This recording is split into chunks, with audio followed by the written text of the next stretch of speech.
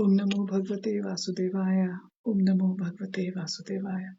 Om Namo Bhagavate Vasudevaya. Welcome to today's reading from Retelling Brilliant as the Sun, a retelling of Srimad Bhagavatam, Canto 3, Part 1, Vidur's Pilgrimage. We're going to begin Chapter 5, Vidur's Talks with Maitreya. Vidur inquires about Krishna's role in creation and praises the benefit of hearing about him. Maitreya applauds Vidur for his question and tells him he is both Yamaraj, incarnate, and also Krishna's eternal associate. He describes the events that led up to Vidur's current birth.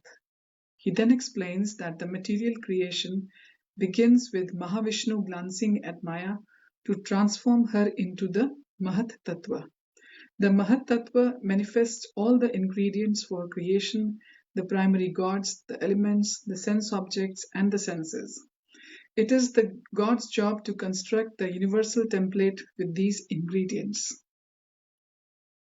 Unable to accomplish this task, they pray to Vishnu for help.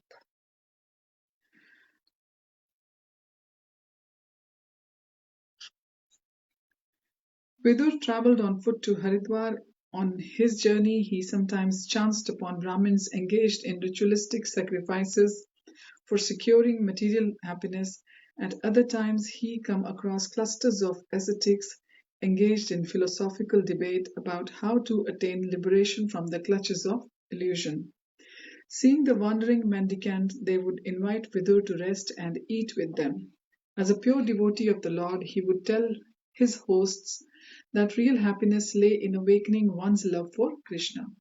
However, they could not appreciate his good counsel and presented false arguments.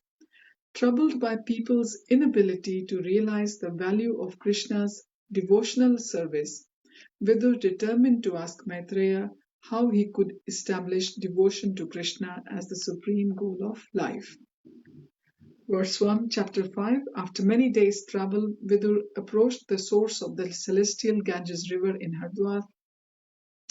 From a distance, he saw an effulgent sage dressed in black deerskin seated beneath a fig tree near the river, his dark hair tied in a top knot. A small fire smoldered next to him. Maitreya had previously visited Hastinapur, so Vidur at once recognized him.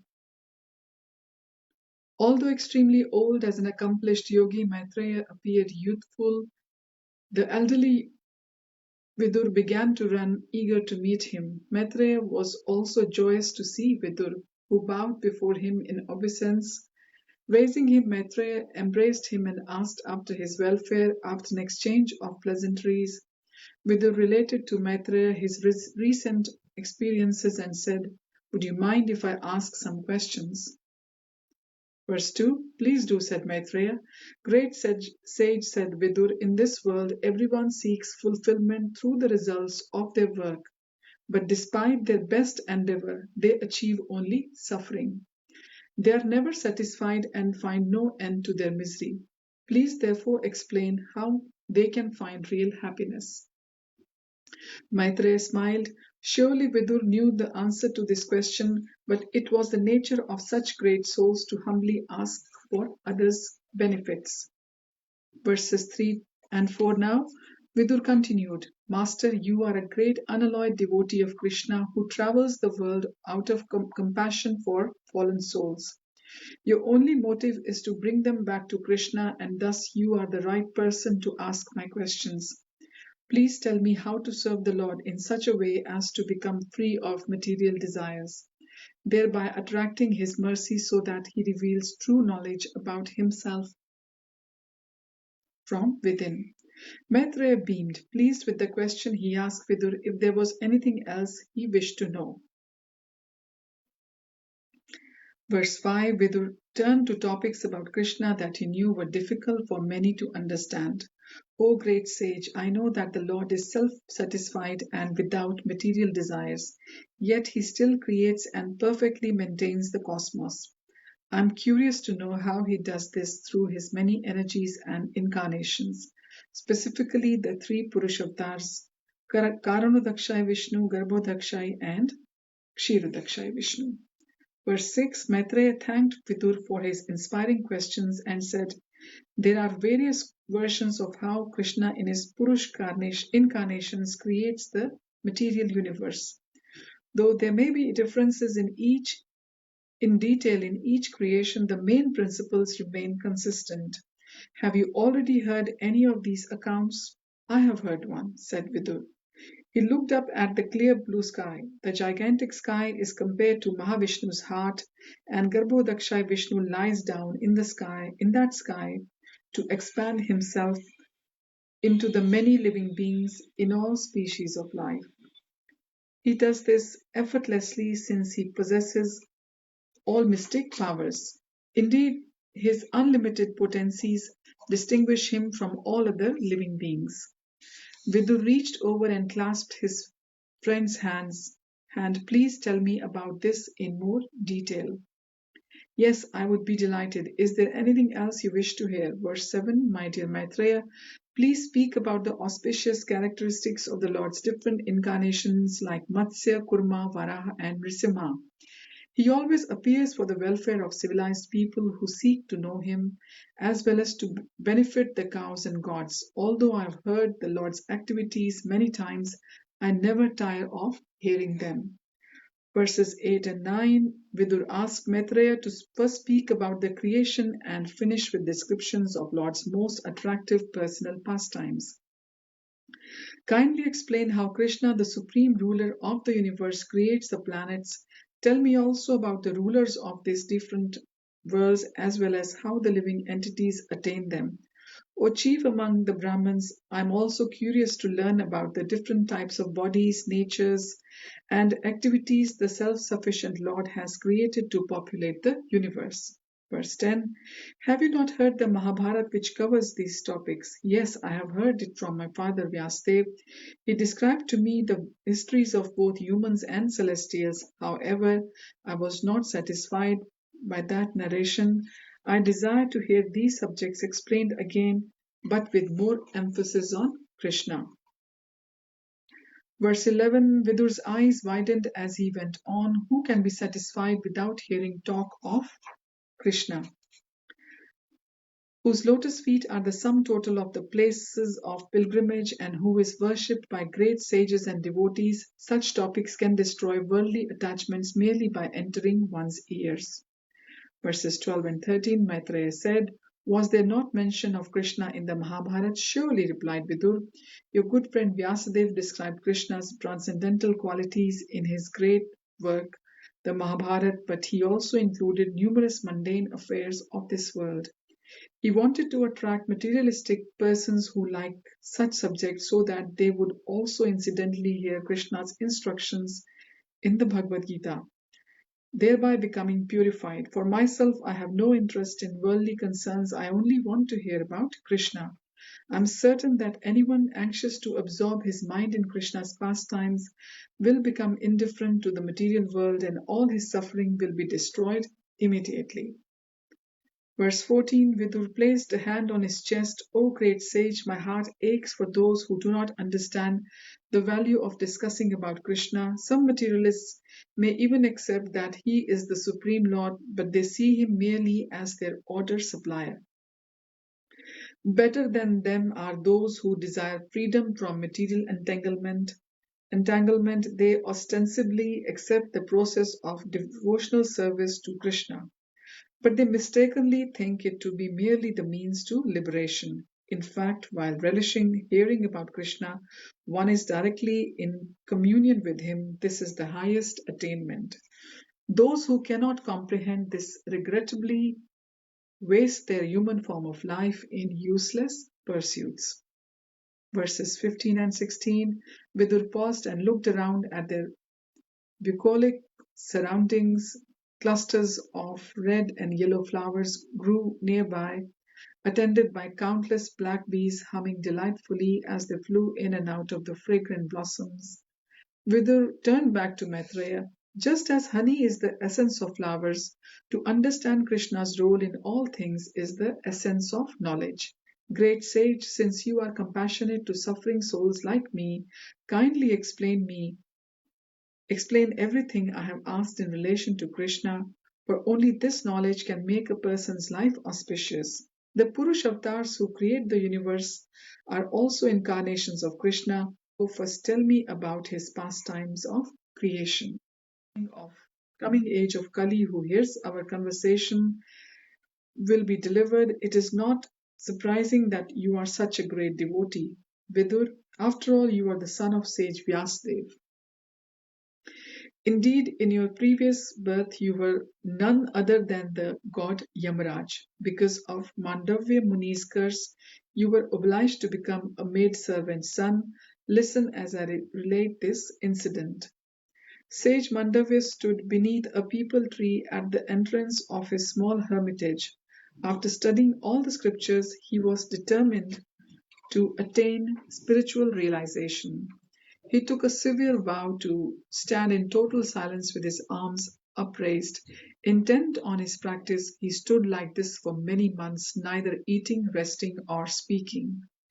One hot sunny day, 5 fierce-looking men carrying sacks of gold and jewels over their shoulders ran through the forest.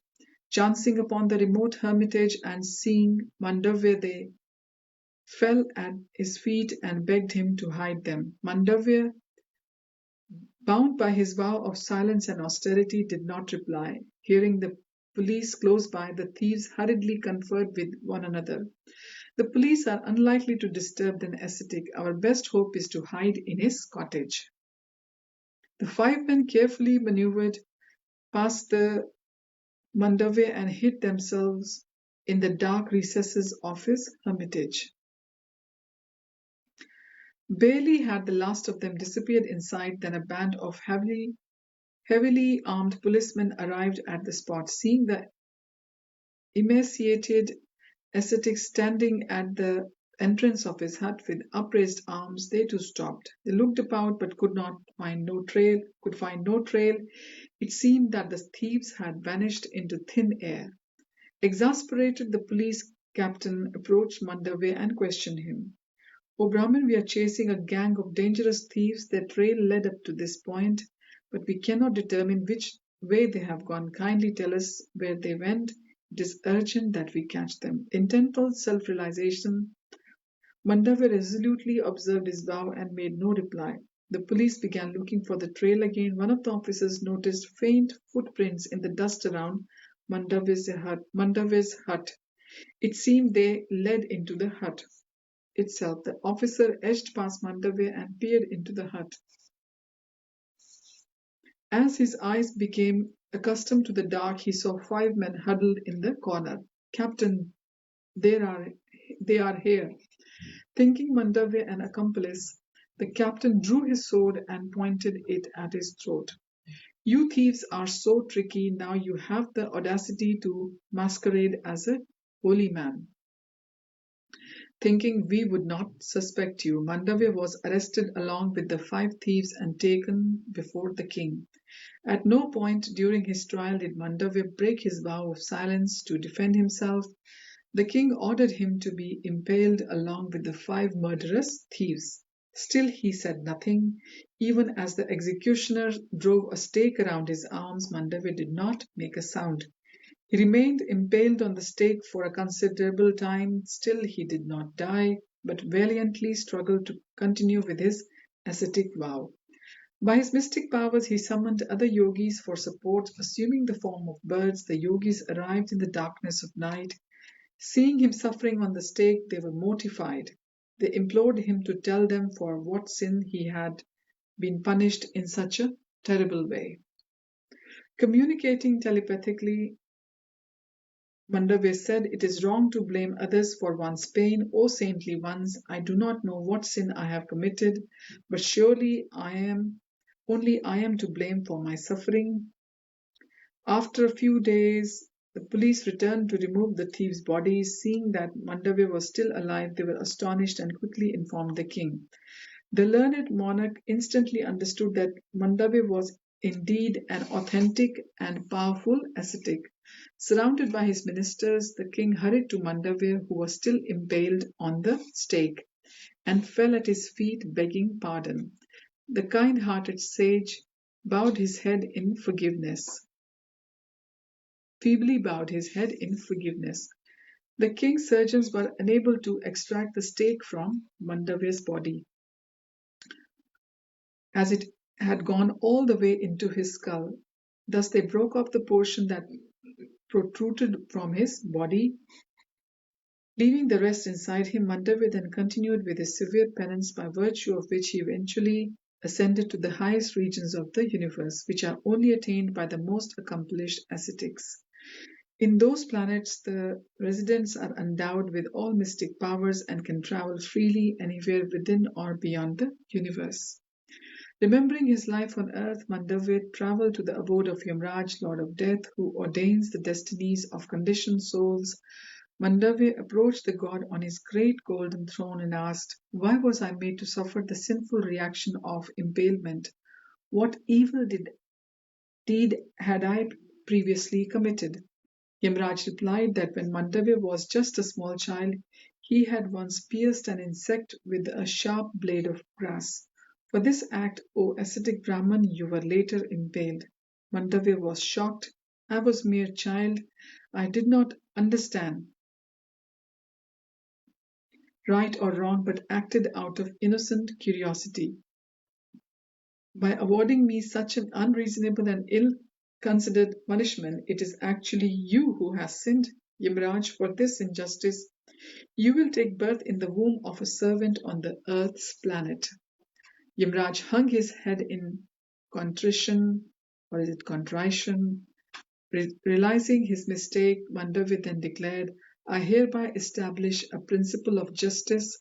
You may never award a heavy punishment for acts committed by children up to the age of 14. Only after that age may they be held fully responsible for their acts." So this is why up to the age of 14, every sin is pardoned, and after the age of 14, any sins or mistakes we make in life, we are held account for. We are accountable for that. Vidur held his head in his hands, consumed with remorse on hearing about Mandavya, verses 21 to 22. Maitreya tried to encourage him. "You are also Krishna's eternal associate. For that reason, prior to returning to his own spiritual abode, the Lord asked me to instruct you in transcendental knowledge. Therefore, I will happily relate to you Krishna's pastimes, beginning with how he expands his personal energy to consecutively create, maintain, and dissolve the cosmos." Verses 23 and 24, the sage began to explain Narayan's instructions to Brahma, which he and Uddhav had heard directly from Krishna. Before the creation, there was only the personality of Godhead. There were no Purush incarnations and no living entities, nor did the material energy exist. Although the spiritual world, which is one with Krishna, was there with him, matter was dormant within him. By his will, the material creation only manifests intermittently and then again merges back into him. Krishna, who is known by many names, is the undisputed proprietor of all energies. Although his spiritual potencies were actively serving him, the material energy was dormant. Seeing her sleep, the Lord felt insufficient, just a husband would in his wife's absence. Vidur understood the import of Maitreya's simile. Krishna feels dissatisfied when the material energy is inactive, for at such times the rebellious fallen souls have no opportunity for rectification. Verses 25-26 now. Maitreya continued, the material energy Maya executes the creation and provides the ingredients. Krishna in his form as Mahavishnu impregnates her with the conditioned souls who were sleeping within his body. They emerge from his pores combined together with the Pradhan as the golden sperms, which are the seeds of countless universes. The Lord glances over them and introduces time, which activates the three material modes of nature lying dormant within the Pradhan. Verse 27, the material energy thus transforms from its passive state as Pradhan into the Mahat Tattva, the supreme sum total of matter.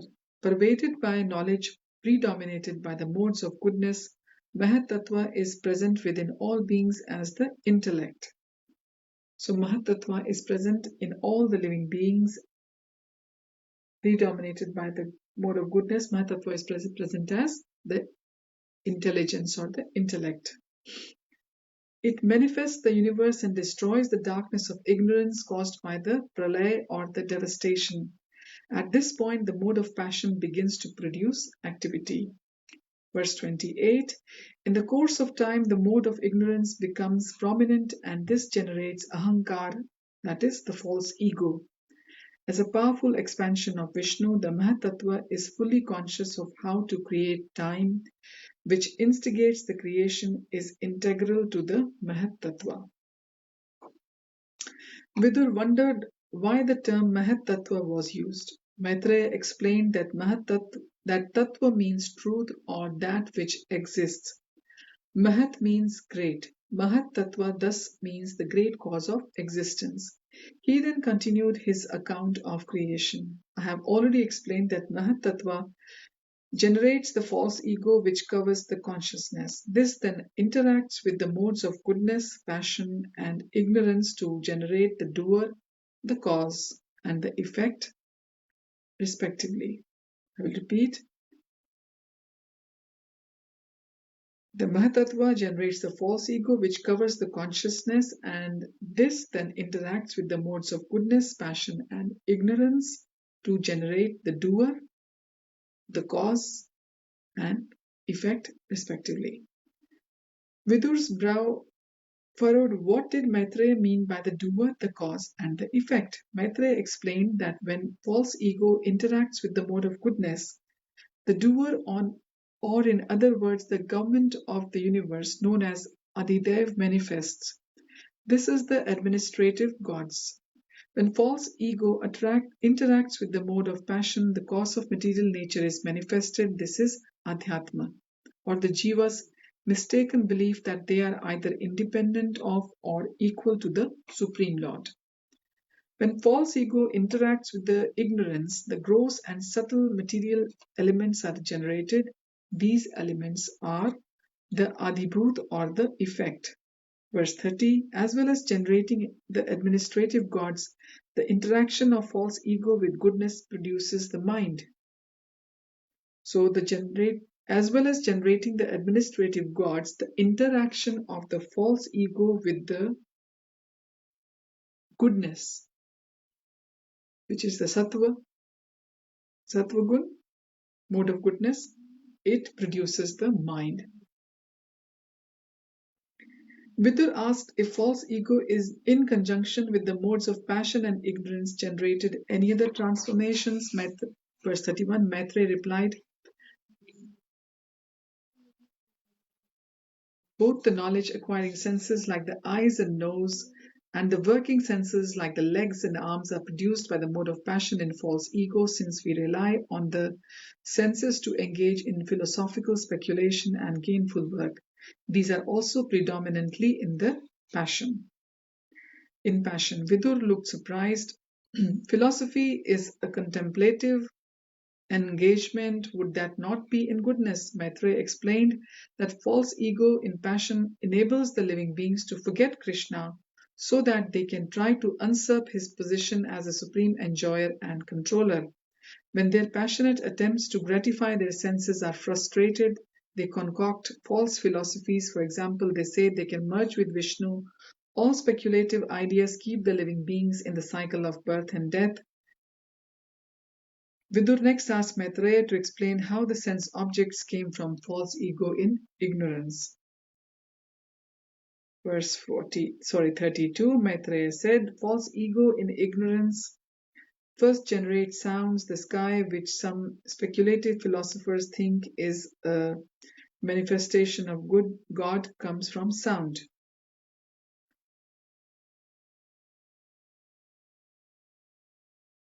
Vidur's gaze was fixed upon Maitreya as he described the sequence of creation from false ego in ignorance. Verses 33 and 36. 236 now.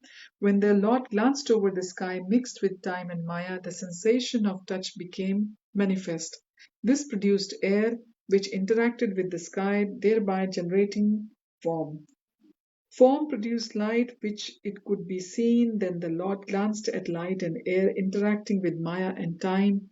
Taste was generated along with water. Thereafter the Lord glanced at water together with time and Maya to create fragrance and earth. Verse 37, gentle Vidur, creation develops from the subtlest elements to the most gross. At each stage, the existing elements mix with their qualities such as sound, touch, and form, and with Maya and time. Then, glanced over by Vishnu, the next element is generated. So, this is how the elements are generated one by one. Vidur wanted to know more about the universal administration which was produced by goodness in contact with false ego. Verse 38, Maitreya said the primary gods who control the physical elements are expanded portions of Vishnu. Although they were only partially conscious when they entered the jurisdiction of time and the material energy, they knew they were meant to create the universe. Thus they began to exert themselves in order to perform their service. Listen as I describe what happened next. In the brilliant golden light of the Mahatattva stood the primeval gods, each within his own element over which he presided. As empowered parts of Vishnu, they understood it was their job to combine those elements to form the universe. Deeply meditating, they strived to the limits of their powers but could not succeed in their efforts. Realizing their only recourse was to seek Vishnu's help, they humbly prayed. So they humbly prayed, and verse 39 now of chapter 5. Indra spoke first, Lord, your lotus feet are like an umbrella for the surrendered souls, protecting us from the miseries of material existence. Sages under that shelter become free of suffering.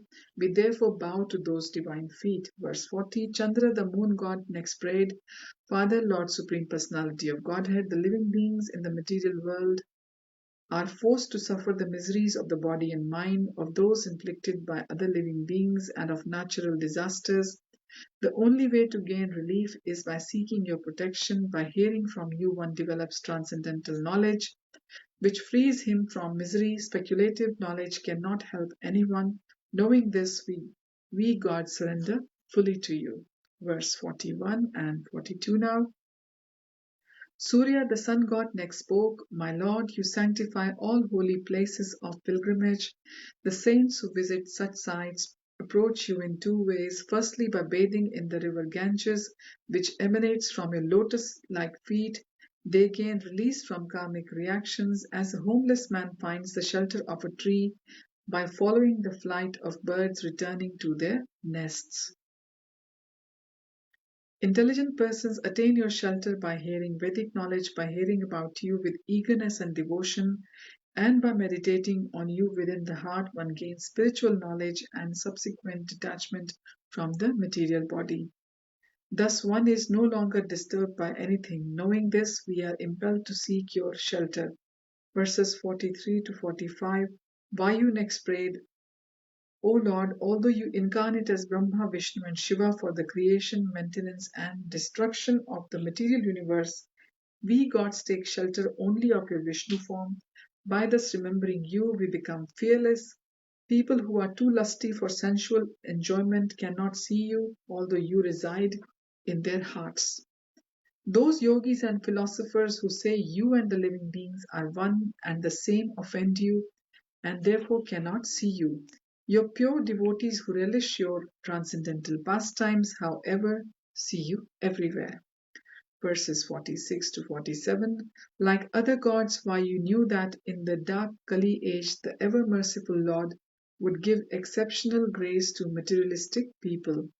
At that time, Krishna's pure devotees would traverse the earth and speak about the Lord to everyone, regardless of their piety or impiety. Simply by agreeing to hear from these devotees, even persons perpetually condemned to the miseries of material existence, will gain release. He therefore added, however, my lord, those materialists who seriously hear from your devotees will realize the sweetness of your pure devotional service and thus very easily become detached from the material allurements. Those who think they are one with you undergo very difficult practices to attain freedom from the cycle of birth and death. Even if successful, they simply merge into the spiritual sky. But those who regularly drink the nectar of your pastimes enter the spiritual planets of Vaikuntha to enjoy a loving relationship with you. Verses 48 and 49. Indra added, O original person, because attaining your shelter is so easy and sublime, we dedicate ourselves to you alone. Although we are your servants, we have taken birth in the material world under the influence of the three modes of nature. Each of us acquired a certain nature according to the modes governing us. Therefore, we are finding it difficult to work together for your pleasure. O unborn Lord, please enlighten us how to fulfill your desires. Tell us how we should worship you and what we should offer you. We know that anyone who correctly worships you will easily acquire life's necessities. Verse 50, Surya said, Dear Lord, you are the father of all living beings, beginning from Brahma. Although you are the oldest person, you never change your body. No one is greater than you and no one precedes you. Although unborn, and you are the cause of the living beings taking birth in the womb of the material energy. The last verse, which is verse 51 of this chapter 5 is Indra concluded the prayers with the supplication, O Supreme Lord, we have been created from the total cosmic energy Mahat Tattva to assemble the universe and manifest the many species of life. Please give us the intelligence and power to carry out this service for your pleasure. So this ends the chapter 5 of Canto 3, part 1, which is, because Canto 3 is written in two books. So in this first book, this is chapter 5. We just finished now, which was Vidur's talks with Maitreya. And these talks will continue in chapter 6. We'll read next time, Creation of the Universal Form. Thank you for joining. Hari Om Tat Sat. Hare Krishna.